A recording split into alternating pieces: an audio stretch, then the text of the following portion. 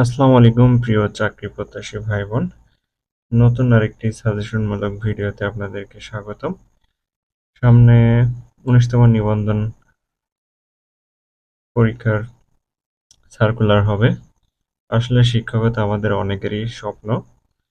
সেজন্য আমার পূর্বের দীর্ঘ ৩ বছরের অভিজ্ঞতা থেকেই আপনাদের মাঝে কিছু সাজেশনমূলক টপিক উপস্থাপন করছি। আগের ভিডিওতে আমরা বাংলা বিষয়ের উপর একটি সাজেশনমূলক ভিডিও উপস্থাপন করেছিলাম। আজকে আমরা ইংলিশ গ্রামার এবং লিটারেচার নিয়ে আলোচনা করছি। আসলে এই টপিক থেকে আমাদের গ্রামার এবং লিটারেচার এই টপিক থেকে নিবন্ধন বা যেকোনো পরীক্ষায় ২০ থেকে ২৫ মার্ক থাকে এমসিকিউ।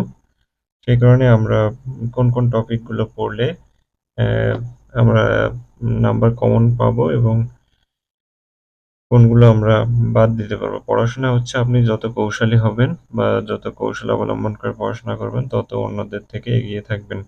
কারণ বেশি পড়ার থেকে কম পড়ে কমন পাওয়াটা হচ্ছে সবথেকে বুদ্ধিমানের কাজ।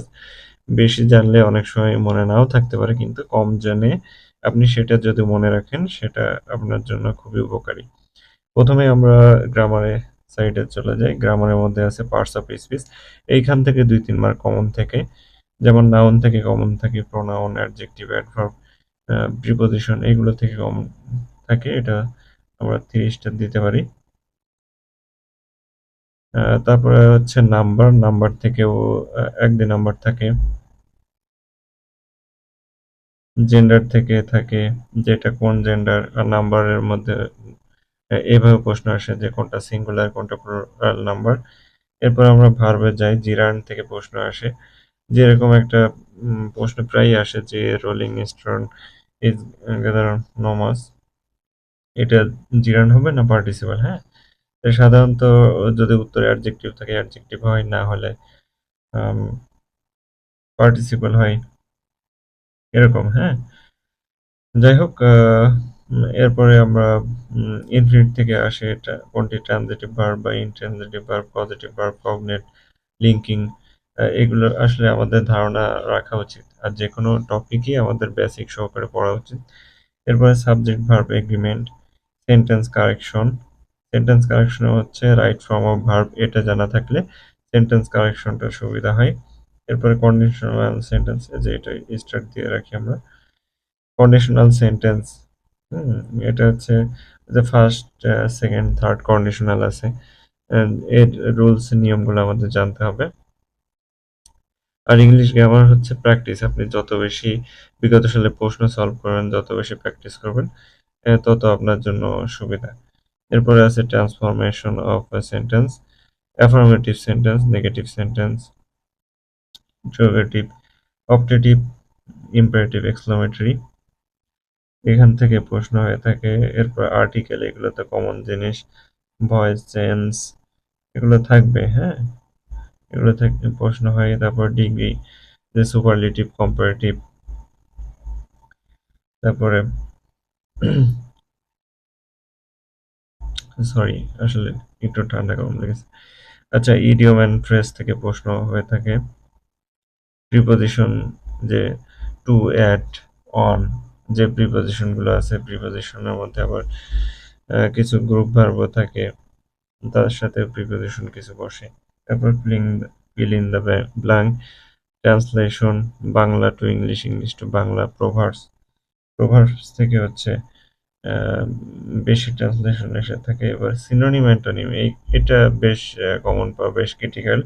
তবে এগুলো হচ্ছে বিগত সালে যে প্রশ্নগুলা আসে সেইগুলো হচ্ছে নোট আকারে করে রাখলে কমন পাওয়ার সুবিধা হয়। এরপরে আইডেন্টিফিকেশন, ফ্রেজ অ্যান্ড ক্লজ, এটাও একটু ক্রিটিক্যাল। ইনশাল্লাহ আগামীতে টপিক অনুযায়ী প্রতিটা টপিকের বিস্তারিত আলোচনা সহ উম ভিডিও আপনাদের মাঝে উপস্থাপন করার চেষ্টা করব। এরপরে সিম্পল, কমপ্লেক্স, কম্পাউন্ড থেকে প্রশ্ন হয়। ওয়ান ওয়ার্ড সাবস্টিটিউশন থেকে প্রশ্ন হয়, যেমন ওই যে একটা প্রশ্ন প্রায় এসে থাকে ওয়ান ওয়ার্ড সাবস্টিটিউশনের, সেটা হচ্ছে যে কেউ যদি দেশ ছেড়ে বিদেশ যে বসবাস করে তাহলে কোনটা হবে, হ্যাঁ? আবার এটা বাংলা বলতে বোঝায় যে প্রবাসী, হ্যাঁ? অথবা অভিবাসী। কিন্তু ইংলিশে এইখানে একটু কনফিউশন বাধে অন ইয়ার সাবস্টিটিউশন এ এগুলো একটু খেয়াল করতে হবে। তারপর অ্যানালজি, কারেক্ট স্পেলিং এটা তো মাস্ট এগুলো এসে থাকে। এখান থেকে মোটামুটি ১৫ থেকে ২০ মার্ক গ্রামার থাকে। এরপরে আমরা লিটারেচারে যাই। লিটারেচার হচ্ছে কিছু, কিছু আ কবি সাহিত্যিক আছেন তাদের আম বিখ্যাত যে বইগুলো সেগুলো জানলে আমাদের চলবে। এখানে আসলে আমি এটা সাজিয়েছি বিসিএস এর যে সিলেবাস সেটা উম এখানে আমি উপস্থাপন করার চেষ্টা করেছি। আসলে বিসিএস কেন্দ্রিক প্রিপারেশন নিলে আপনার সামগ্রিক যত ধরনের এমসিকিউ থাকে সবগুলো ইনশাআল্লাহ পাস করা সহজ হয়। এখানে আমরা তাহলে চলে যাই। ফ্রান্সিস বেকন এখান থেকে প্রশ্ন হয়। ক্রিস্টোফার মার্লো থেকে প্রশ্ন হয়। তারপরে উইলিয়াম শেক্সপিয়ার এটা তো বলার অপেক্ষাই রাখে না। এখান থেকে একটা প্রশ্ন মাস্ট থাকেই প্রায় পরীক্ষায়। এরপরে জন রনি থেকে, Ben Jonson, Robert Herrick, John Milton থেকেও প্রশ্ন থাকে। হুম। তারপরে আরেকটা বিষয় হচ্ছে যে কত সাল থেকে কত সাল পর্যন্ত কোন যুগ? বিশেষ করে যে উম, উম, এই যে এলিজাবেথান পিরিয়ড এটা এসে থাকে। তারপরে জ্যাকবেন পিরিয়ড ১৬০৩ থেকে ১৬২৫ এই জিনিসগুলো এসে থাকে, হ্যাঁ? এগুলো আমি একটু শর্ট আ সাজেশন আকারে এক জায়গায় রেখে রাখার চেষ্টা করেছি। কারণ এক নজর পরীক্ষার আগে দেখলে যে আমার কোন, কোন টপিক পড়তে হবে, কি করতে হবে সেটাই এখানে রাখা। এরপরে হচ্ছে নিও ক্লাসিক্যাল পিরিয়ডের মাঝে কোন, কোন আ যুগ ইনক্লুড আছে সেগুলোও এখানে এড করা। তারপরে ড্যানিয়েল ডেফো থেকে প্রশ্ন হয়, জনাথন সুইফট এটাও ইম্পোর্টেন্ট। উইলিয়াম কনগ্রেভ, আলেকজান্ডার পোপ এটা খুবই ইম্পোর্টেন্ট। এখান থেকেও প্রশ্ন হয়। হেনরি ফিল্ডিংস এগুলো প্রায় যত ধরনের বিগত সালের সাহিত্যিক থেকে প্রশ্ন আসছে তাদের একটা শর্ট সাজেশন বলা যায় যে এখান থেকে হয়। আর এখান থেকে হচ্ছে যেগুলো স্টার্ট দিয়ে এগুলো থেকে প্রায়ই প্রশ্ন হয়ে থাকে। সেভাবে এখানেও আমি সাজিয়েছি। উইলিয়াম ওটস থেকে প্রশ্ন হয়, স্যামুয়েল টেইলর কলেজ যে রোমান্টিক পিরিয়ড থেকে প্রশ্ন আসেই, হ্যাঁ? তারপরে পার্সি বিসি শেলি, হ্যাঁ? উচ্চারণ দেখা যাচ্ছে যে একটু নাও হতে পারে কারণ আমি ইংলিশ লিটারেচারের স্টুডেন্ট না। এজন্য উচ্চারণের সমস্যা হলে সেজন্য আন্তরিকভাবে দুঃখিত। তারপরে জন কিটস থেকে এসে থাকে। মোট কথা যে রোমান্টিক পিরিয়ড ১৭৯৮ থেকে ১৮৩২ এটাও প্রশ্ন হয়ে থাকে যে কত সাল থেকে কত সাল রোমান্টিক পিরিয়ড। এরপরে আছে জন কিটস ভিক্টোরিয়ান পিরিয়ড, হ্যাঁ? তারপরে লর্ড আলফ্রেড টেনিসন থেকে প্রশ্ন হয়। Charles Dickens, George Eliot, Leo Tolstoy, ah, Robert Louis Stevenson এগুলো থেকে প্রশ্ন হয়, হ্যাঁ? তারপরে জর্জ বার্নার্ড শো এই এদের সাহিত্যকর্ম থেকে প্রশ্ন এসে থাকে। Robert Kipling, Rudyard Kipling, William Butler, তারপরে Edward Morgan Forster, T S. Eliot, Ernest Hemingway. এরপরে আসলে প্রতিটা উম যুগ বা সাহিত্যিকের যে একটা পিরিয়ড থাকে সেই পিরিয়ড অনুযায়ী আমি সাজিয়েছি। জে.কে রলিং এই যে হ্যারি পটার সিরিজটা ইনি লিখেছেন জে.কে রলিং যেটা খুবই জনপ্রিয়। এরপর লিটারেরি টার্মস অ্যান্ড জেনার্স থেকে প্রশ্ন হয়।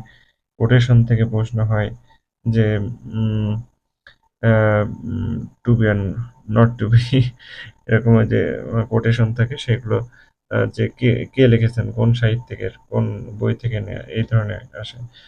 তারপরে বিশেষ করে উইলিয়াম শেক্সপিয়রের যে সাহিত্যকর্ম সেইখান থেকে বেশি আম এসে থাকে, হ্যাঁ? যেমন তারপরে আলেকজান্ডার পপের একটা উম ইয়া আছে যে, "টু ইটর ইজ হিউম্যান", হ্যাঁ? আ যে এই কোটেশনটা কে লিখেছেন? তারপরে সাহিত্যে নোবেল পুরস্কার কারা পেয়েছেন? সাহিত্যিকদের ডাকনাম, উক্তি, চরিত্র যে বিভিন্ন সাহিত্যকর্মের চরিত্রগুলো থেকে প্রশ্ন হয়। আ মানে লিটারেচার থেকে আপনি ৩ থেকে ৪ বা ৫ নাম্বার এরকম আসে, এটা নিয়ে খুব প্যারা নেওয়ার দরকার নেই। এই ছিল ইংলিশের উপর শর্ট সাজেশন মূলক একটি ভিডিও। আশা করছি আপনারা উপকৃত হবেন। এভাবে আপনারা টপিকগুলো আসলে এনালাইসিস করবেন যে কোন টপিক থেকে প্রশ্ন হয়, কিভাবে প্রশ্ন হয়ে থাকে। আপনারা যত কৌশলী হবেন তত ওনাদের থেকে এগিয়ে থাকবেন। বেশি জানার থেকে কম জেনে সেটা মনে রাখাটা খুবই জরুরি। যাই হোক, সকলকে অসংখ্য ধন্যবাদ। আর ভুল ত্রুটি অবশ্যই ক্ষমা সুন্দর দৃষ্টিতে দেখবেন। আসলে এগুলো আমার উম অভিজ্ঞতা থেকে আপনাদের মাঝে উপস্থাপন করেছি। ইনশাআল্লাহ আগামীতে প্রতিটা টপিকের উপর বিস্তারিত আলোচনা সহ ভিডিও আপনাদের মাঝে নিয়ে আসার চেষ্টা করব। ততক্ষণ পর্যন্ত সকলে ভালো থাকেন, সুস্থ থাকেন। আল্লাহ হাফেজ। আর হ্যাঁ, অবশ্যই মহান সৃষ্টিকর্তার প্রতি বিশ্বাস রাখবেন এবং নিজের প্রতি আস্থা রাখবেন। আর কঠোর পরিশ্রম করতে হবে। পরিশ্রমের কোনো বিকল্প নাই। আল্লাহ হাফেজ।